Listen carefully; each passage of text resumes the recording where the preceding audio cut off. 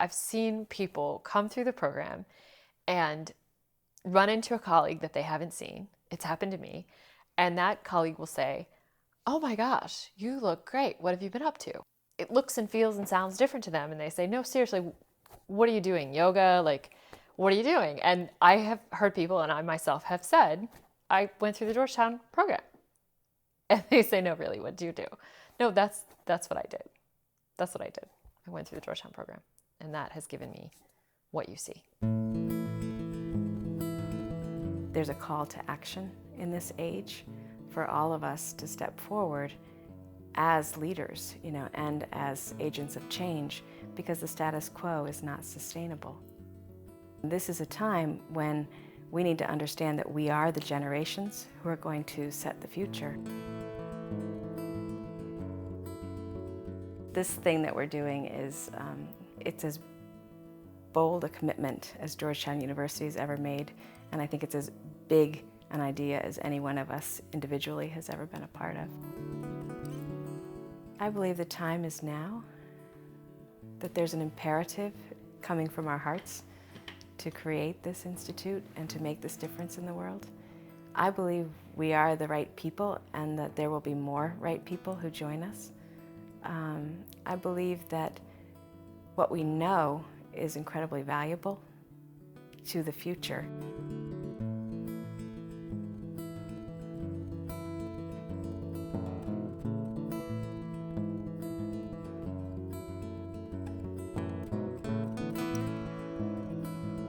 The work that we do in the leadership coaching program and our program that we've done for 12 years as it fits into the larger institute, what we've focused on is the transformation of the individual as the key element to any other transformation that will happen in the world.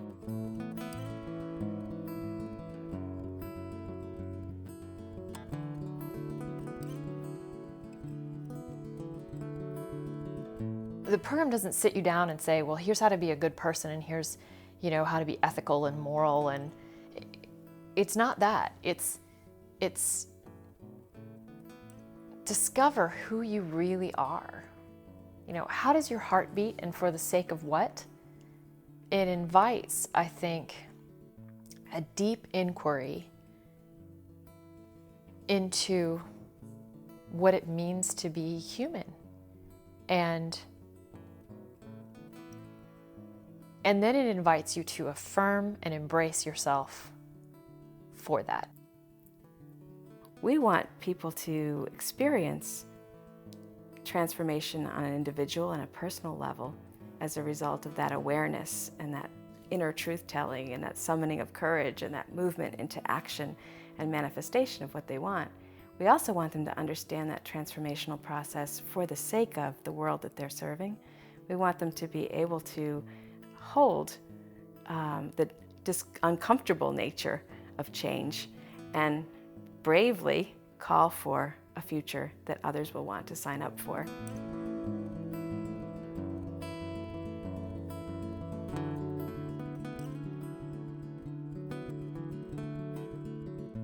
When you come into a space where the premise is you are enough, you have what you need, and who you are is just fine and very welcome, it's a completely different environment. And in that environment, what we see is that so many people relax and become a much fuller version of themselves. This is the most nourishing, creative community that I'm in, and I'm in a fair number of learning communities and communities of practice. It's a spot where each of us, coming from our own unique backgrounds, with our own unique styles, we share the best of what we've got with a lot of generosity and goodwill, and so it's no competition. There's a sense of open collaboration, sharing resources, wanting to help each other.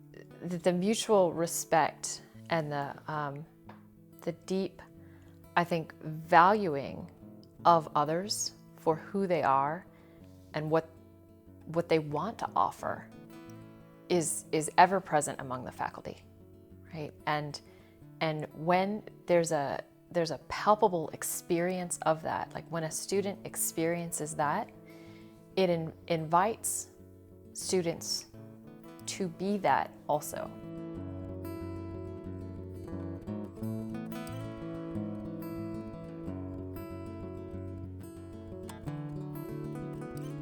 As a student, it's a really safe, vulnerable place to play. There's something in the structure of a conversation that is non-judgmental, that it holds the other person with an unconditional love, that enables us both to be with them in a safe way as well as to be a good provocateur when needed. So if I'm working with a coach, I don't want them just to be very receptive to what I say. I really want them to provoke me in ways that I can't see, that are outside of my line of vision. So there's support and there's challenge. There's some risk in letting yourself be open enough and vulnerable enough to learn in this way. But there's also enormous gratification and a feeling that we often hear people talk about of being seen and heard as who you are. And from that place, you can lead.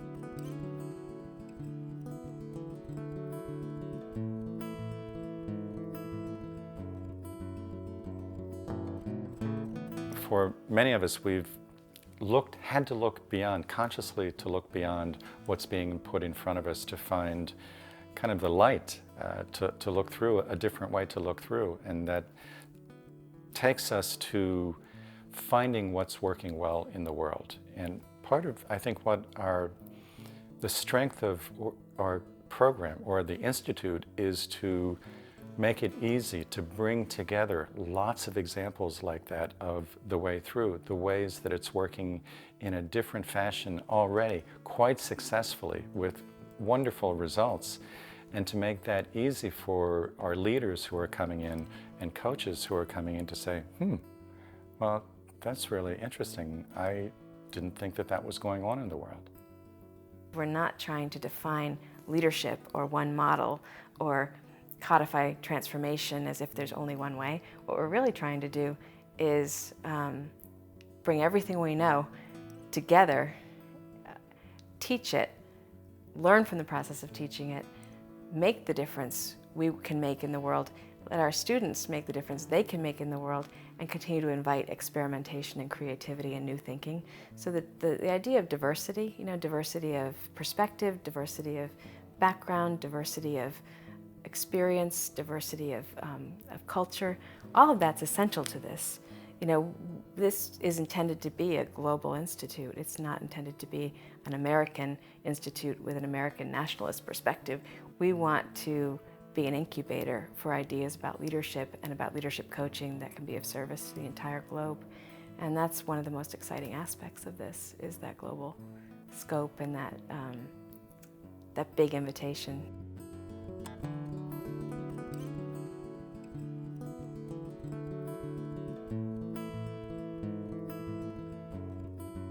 Everyone that's had the benefit of this education, right, of this transformative educational experience, they will find with great clarity those moments of transformation and those moments of seeing with new eyes, and be able to animate it, in a way that it's intensely personal, and and at each point, further and further away from the program, connect it to the larger contribution that they've been able to make as a result.